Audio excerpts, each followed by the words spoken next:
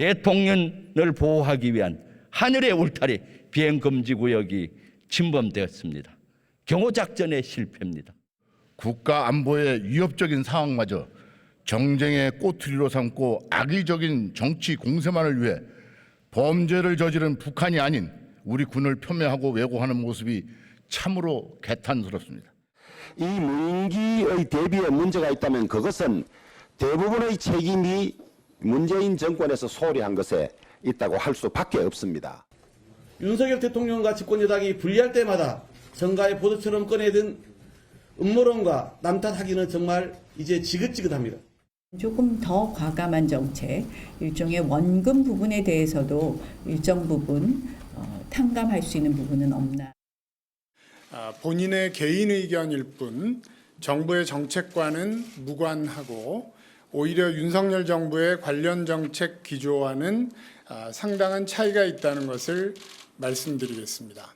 검찰의 행태가 도저히 납득하기 어렵지만 당당하게 임하도록 하겠습니다.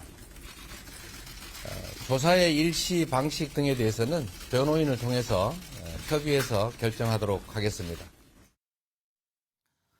네, 정치권 현안 짚어보겠습니다. 김병민 국민의힘 비대위원, 김현정 더불어민주당 대변인 나오셨습니다. 어서 오십시오. 네, 안녕하세요. 네. 북한 무인기 사태에 커지고 있는데 우선 이 문제부터 짚어보겠습니다. 김병민 비대위원님. 예. 군 당국이 북한 무인기가 서울 비행 금지 구역까지 드나든 사실을 며칠간 알지 못했습니다. 예. 나중에 알아서 이걸 대통령에게 보고했는데 이걸 어떻게 봐야 합니까? 지난달 26일에 이제 북한의 무인기가 넘어왔고 여기에 대한 비행 금지 구역을 실질적으로 침범했다라고 확인했던 게 이달 3일 그 대통령한테 4일에 이제 보고를 하게 되면서 네. 윤석열 대통령 그동안 국민들이 알고 있는 내용들과 사뭇 다른 내용이기 때문에 있는 그대로 공개하라 이렇게 지시했던 것 같고 결과적으로 군이 그동안 잘못 브리핑했던 내용들을 다시금 정정해서 국민께 알리는 과정들을 거쳤던 것 같습니다. 네. 그러니까 합참에서 초창기에 이 문제 대응하는 과정에 허점들이 여러 차례 노출됐다 이렇게 볼 수 있을 것 같고요. 무인기에 대한 침범 또 다른 일로 다시금 반복될 수 있는 심각한 안보의 위기 상황이니만큼 여기에 대한 추가적인 대응 조치 어떻게 해나갈지 지금부터 면밀히 검토하고 국민의 걱정을 덜어주기 위한 노력이 정부에 필요한 시점이라고 생각합니다. 김현정 대변인님, 민주당은 윤석열 대통령이 대국민 공개 사과를 해야 한다 이런 입장을 냈대요. 북한의 무인기 5대가 서울과 경기도 일대를 활보하고 다시 돌아간 그런 전대미문의 사건이 벌어진 겁니다. 그리고 네. P73이라는 비행금지구역, 대통령실 부근까지 지금 침범했다는 것까지 확인된 내용 아닙니까? 명백한 작전 실패고 경호 실패고 또 안보 이기에 대한 실패입니다. 이거에 대해서 군 당국은 그 사실관계를 정확히 국회에서 보고도 하지 않고 오히려 거짓말과 책임 회피하는 모습을 보였거든요. 이런 문제들에 대해서 그 담당 국방부라든지 합참 그리고 경호처 이런 거에 대한 문책과 더불어서 또 대통령도 이거에 대한 안보 무능과 작전 실패에 대한 것을 인정하고 또 사과하고 재발방지 대책을 내기보다는 오히려 말폭탄으로 오히려 남북 관계를 더 악화시키는 강대강 대치 국면들을 보여줌으로 인해서 국민들을 더 불안하게 한 측면이 있거든요. 네. 그래서 이렇게 각종 대응 실패와 또 그 거짓말한 것 그리고 또 말폭탄 이런 것들에 대해서 국민들에게 사과할 필요가 있다 이 말씀드립니다. 김병민 비대위원님. 예. 방금 이제 말씀하셨듯이 이제 군 기강회의에 대한 비판 여론이 있고 이제 책임론 문제가 지금 불거지고 있지 않습니까? 이번 사안에 대해서 윤 대통령은 어떤 선택을 할 것으로 보세요? 일단 국민들의 불안을 덜어드리기 위한 정부의 대응 노력들이 필요하겠죠. 네. 하지만 여기에 제일 중요한 것은 북한이 무인기 몇 대를 보내는과 동시에 별로 큰 돌을 들이지 않는 상태 속에서 대한민국의 현재 안보 상황을 교란시키고 남남 갈등을 촉발시키면서 가장 환하게 웃고 있을 사람이 지금 누구인가를 생각해 보게 된다면 북한이 김정은의 속내에 노란을 하등의 정치권의 이유가 없다. 이 얘기는 꼭 짚고 넘어갈 수밖에 없겠습니다. 무인기가 넘어왔기 때문에 그리고 앞으로도 넘어올 수 있는 공산이 크고 그 무인기에 대한민국 국민들을 위해를 가하기 위한 생화학 테러 물질 등이 또 실려서 올 수 있는 상황 아니겠습니까? 그렇다면 국회 차원에서는 이러한 북한의 무인기에 대한 규탄 결의안이라든지 앞으로 이런 일들이 또다시 발생했을 때 어떤 방식의 대응이 필요할지에 대한 추가적인 후속 조치 논의가 중요한 것이다 생각하고요. 네. 이것이 지금 뭐 정부나 대통령을 대상으로 안보 무능이나 군에 대한 총체적인 책임이나 이런 방식으로 귀결되게 되는 순간 후속적으로 찾아오게 되는 후속 조치들과 거리가 멀어지게 되는 정치적 공방 등만 오갈 수 있기 때문에 북한을 이롭게 하는 행위가 아니라 대한민국 국민을 위한 안보를 튼튼히 하기 위한 대안을 찾는 방식으로 정부는 나아갈 것이라고 생각합니다. 김현정 대변인님, 이제 방금 말씀하셨듯이 북한이 원하는 남남 갈등을 키워주는 꼴이 될 수 있다 이런 지적인데 이 부분에 대한 입장은 어떻습니까? 먼저 이번 사태에 대해서 제대로 알리지 않고 국민들을 불안하게 하고 또 거짓말하고 책임 은폐하는 모습을 보인 것은 정부와 군 당국이거든요. 그래서 규탄 결의안을 채택하는 것을 우리 민주당도 반대하지 않습니다. 그런데 그 이전에 이런 그 국회를 통해서 긴급 현안질이라든지 청문회를 통해서 이렇게 되풀이되는 안보 참사에 대한 실체적 진실을 정확히 규명할 필요가 있다. 그래서 다시는 이런 일이 재발되지 않도록 하는 그 방지책이 오히려 더 중요하다 이 말씀 드립니다. 네. 사성장군 출신 민주당 김병주 의원이 비행금지구역 침범 가능성을 처음 언급한 것에 대해서 대통령실과 여당 의원들이 문제를 삼았는데요. 김 의원은 지도 보면 다 아는 내용인데 뭐 북한이 일종의 내통설 이런 지적에 대해서 참으로 황당하다 그런 입장을 냈거든요. 네. 어떤 배경에서 그런 지적을 하게 된 겁니까? 그 신원식 의원에 대한 한 사람의 얘기를 꺼내는 것이 아니라 아마 네. 대통령실에서 초창기에 냈던 이 논평이라든지 그리고 여당의 논평 등에 대한 야당의 반박이라고 생각이 되는데요. 처음에 합참에서 관련된 내용에 대해서 조금 명확치 않은 동선에 대한 공개들이 있었지만 네. 그때 김병주 의원이 구체적인 지역 위치를 특정해 가면서까지 반박이 나섰기 때문에 이렇게 지명을 특정할 수 있는 근거가 어디 있겠냐라고 출처에 관한 문제를 제기했던 것 같습니다. 네. 하지만 거듭 말씀드립니다만 이 정치적인 쟁점, 정치적 논쟁으로 비화돼서 본질과 어긋나는 방식으로 가는 것들이 우리 국익에 크게 도움이 되지 않는다 생각하고요. 네. 가장 문제가 있는 건 9.19 군사합의를 위반하면서까지 대한민국으로 무인기를 보내게 된 북한의 나쁜 행태 아니겠습니까? 네. 이 같은 문제의 근본적인 원인을 지적하고 여기에 대한 대안을 수립하기 위한 노력들 여기 좀 집중했으면 좋겠습니다. 그 윤석열 대통령이요, 북한 무인기 도발 관련해서 추가 도발 시에 9.19 합의 효력 정지를 검토하라 이렇게 지시한 것으로 알려졌는데 이게 평양 공동선언이라든 남북 합의도 다시 들여보다 보겠다. 실제 어떤 후속 조치가 있을까요?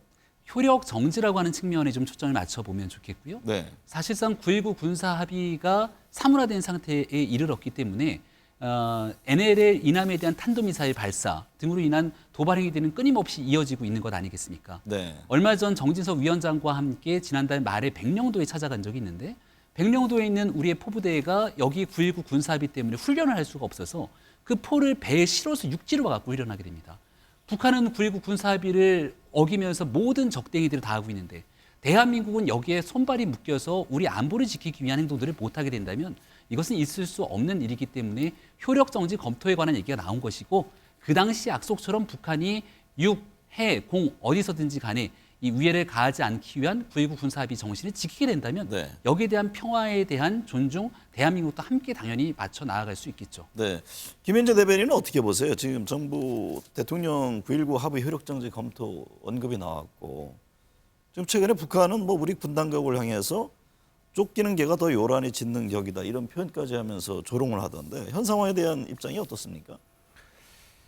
그동안 이제 북한의 각종 이제 미사일 발사라든지 뭐 무인기 침공이라든지 그런 도발들이 끊임없이 이어지고 있는 그 이면에는 네. 윤석열 대통령을 비롯한 우리 정부가 그동안 북한에 대한 태도를 평화와 대화를 통한 해결이 아니라 강대강 대치를 통한 해결 그 방법을 그런 태도들을 보였기 때문에 그거에 대한 반사작용으로 그렇게 북한이 강하게 나오고 있다라고 저는 생각을 하거든요. 네. 9.19 군사합의에 대한 효력 정지를 검토하라고 지시한 그 내용도 보면은 이것은 어떻게 보면 도둑놈이 많다고 절도죄를 없애자라는 내용과 같은 거예요. 오히려 북한에게 비핵화에 역행할 수 있는 명분을 줄 수 있는 것이고 북한이 도발을 통해서 그 정전협정이나 이런 걸 위반했을 때 국제사회의 공조를 통한 제재 등 이런 것들도 할 수 없게 하는 그런 조치들이 될 수 있는 것이거든요. 그래서 대단히 그 대통령의 발언은 되게 신중해야 되고 또 그 남북관계 발전법에 의해서라도 9.19 군사 합의를 파기하는 것은 그 위법하다는 게 위법하고요. 네. 오히려 이제 효력을 정지하는 것은 기간을 정해서 이제 정지해야 되는 그런 문제들인데 이런 것들이 우리 5천만 국민들의 안위와 또 미국과의 관계 등을 제대로 고려하고 하는 그런 발언들인지 대단히 좀 심각한 우려를 표할 수밖에 없고요. 그리고 이제 북한에서 우리 그 대한민국을 향해서 하는 이런 그 강한 조치들의 이면에는 미국과의 그런 미국을 대화의 협상장으로 끌어내려는 의도가 밑에 깔려 있는 거거든요. 그렇기 때문에 우리 그 대한민국에서도 이렇게 강대강 대치만을 할 것이 아니라 오히려 북미 간의 그런 그 가교 역할을 또 대한민국이 좀 함으로 인해서 이런 긴장 국면들을 좀 완화시키는 그러한 그 태도로의 변화가 좀 필요하다라고 생각합니다.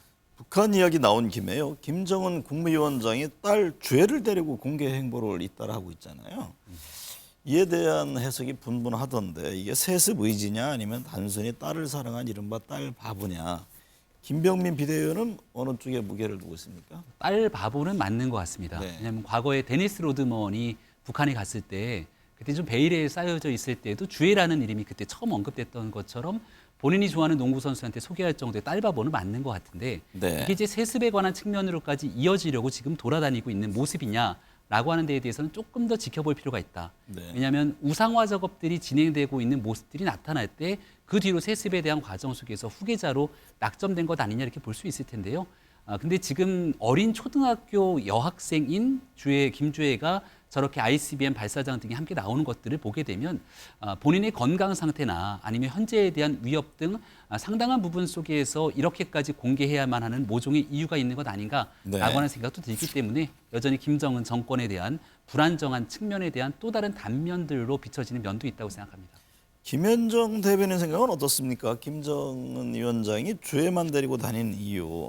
미국 전문가들은 후계자 관련해서 김주애가 아니라 김여정 노동당 부부장이 될 가능성이 높다. 또 이런 얘기들이 흘러나오네요. 그 전에 이제 ICBM 시험 발사 성공하는 그런 장면에 딸을 좀 데리고 나와서 이렇게 보여준 네. 적이 있었는데, 그리고 최근에도 계속해서 이제 딸을 이제 대동하는 모습을 보이고 있는데, 일단 첫 번째로는 이게 북한의 군사력이 이렇게 ICBM을 성공했다라는 것을 세계에 가시하기 위해서 딸을 좀 대동하면서 이목을 더 집중시킬 수 있잖아요. 그런 홍보를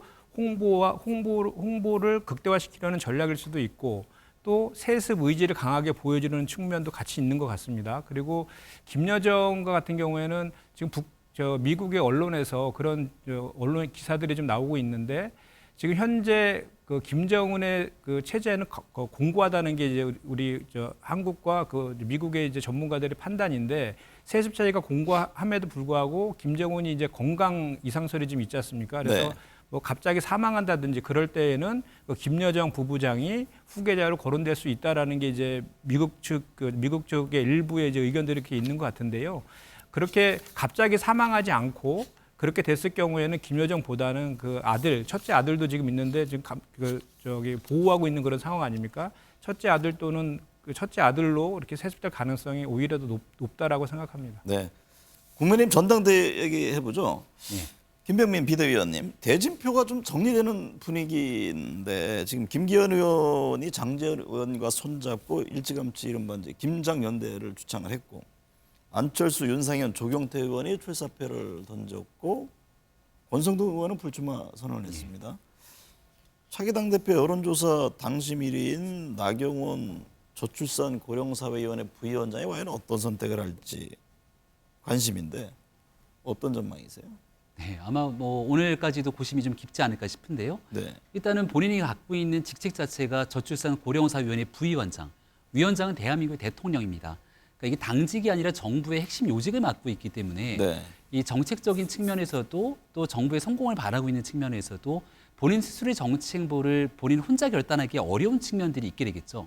만약에 이 직책과 기후 대사에 대한 정부의 요직을 맡고 있지 않는 상태라면 지금 여론조사가 높게 나타나고 있는 측면이기 때문에 좌고우면하지 않고 아마 출마했을 가능성이 높다고 생각합니다. 네. 하지만 얼마 전에 정책적 이 관점에서 핵심적인 정부의 요직을 맡고 있는 상황에서 대통령 혹은 정부와 논의하지 않는 상태로 정치 행보를 이어가게 된다면 지금 높게 나오고 있는 당심의 지지율들도 전당대회 국면에서 흔들리면서 다르게 변화될 수 있는 가능성이 있을 겁니다.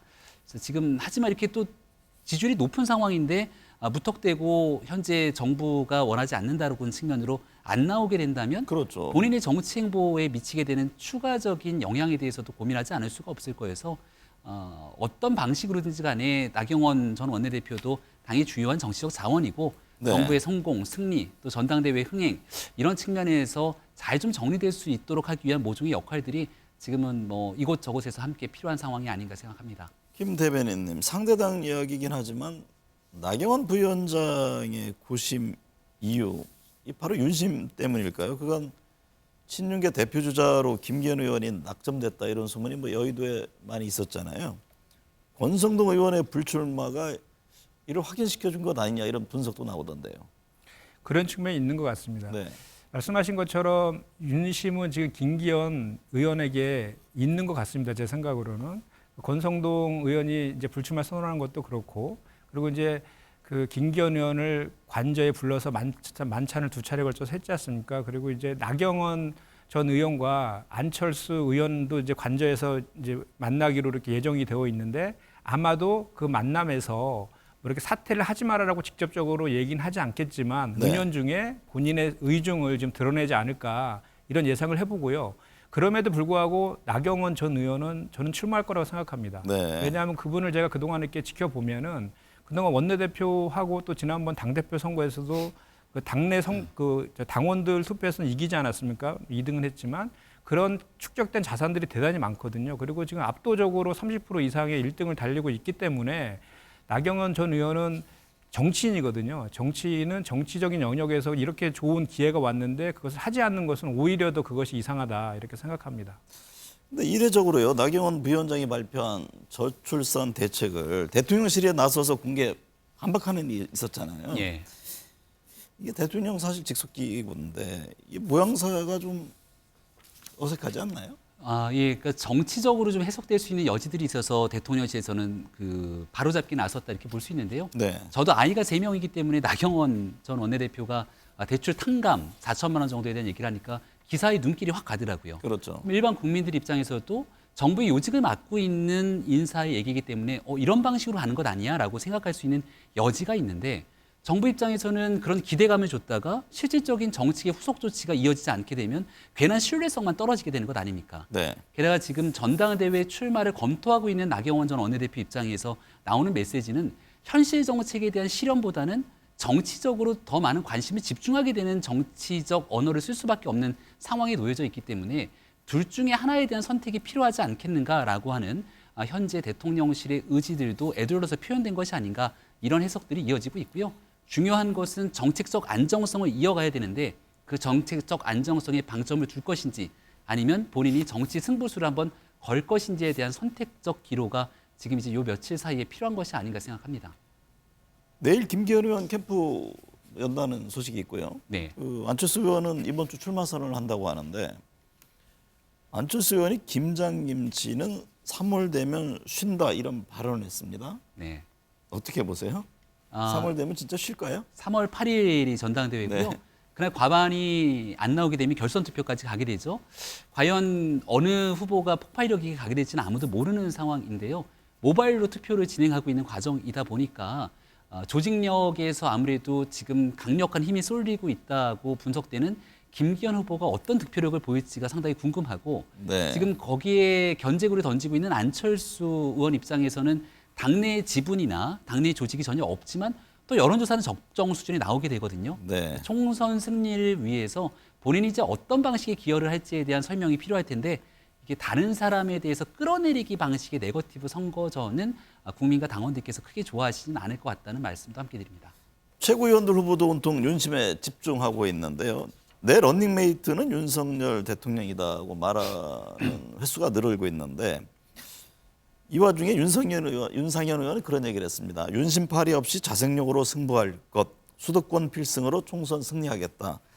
민주당은 지도부가 지금 전부 수도권 출신이라는 점을 강조했던데 민주당의 김현정 대변인은 이 점은 어떻게 보세요? 얼마 전에 주호영 원내대표께서 차기 당대표 후보는 네. 수도권과 MZ세대에서 소구할 수 있는 사람이 되어야지 된다 이런 얘기를 한 적이 있죠. 지금 현재 수도권에서는 121석 중에 저희가 뭐 17석을 제외한 나머지 의석들을 저희가 이제 민주당에서 차지하고 있고 현재 우리 지도부들도 수도권 의원 중심으로 되어 있는 건 맞습니다.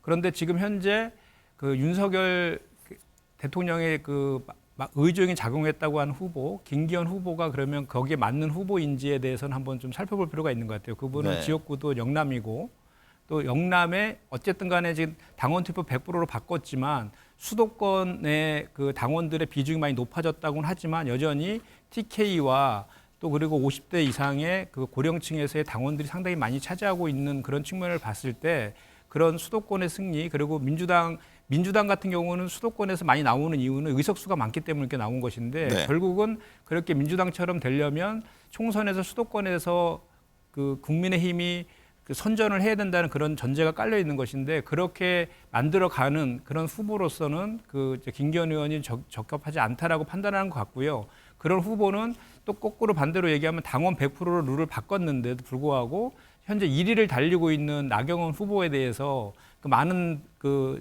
언론을 통해서 많은 분들이 불출마를 해야 된다라는 식의 발언들을 하고 있지 않습니까? 그런 것들은 어떻게 보면 좀 룰을 바꾼 이유라든지 또는 나경원 후보가 출마해야 될 그 당위성이 있는데 그런 것들이 서로 엇박자나고 안 맞고 있는 측면이 있다. 이 점을 좀 지적하고 싶습니다.